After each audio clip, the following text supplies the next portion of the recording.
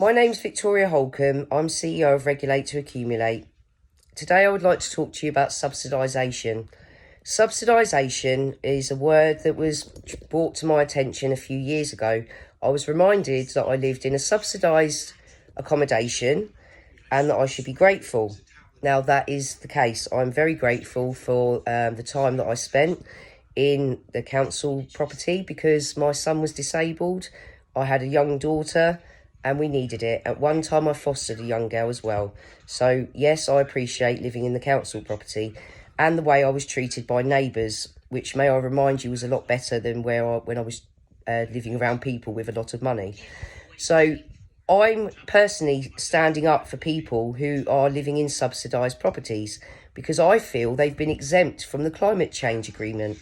When I say that, what I mean is I have demonstrated how easy it could be for councils across the UK to bring our properties up to a standard where we're meeting the agreement for climate change. At the moment, we are doing nothing.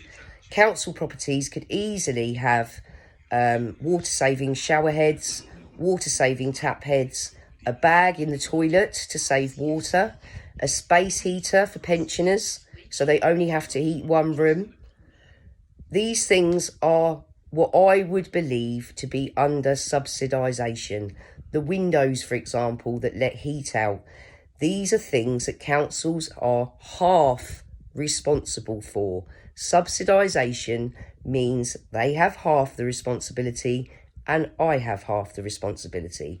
So if that is the case, why has the council not come up with a scheme to bring council properties forward in net zero?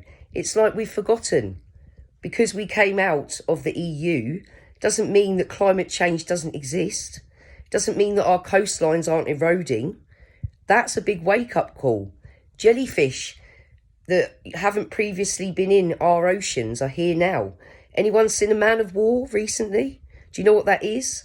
It's come from miles away. It shouldn't be here. It's climate change. And if we don't start pushing back, and when I say pushing back, I mean repairing the damage we've done to nature, gently, diligently.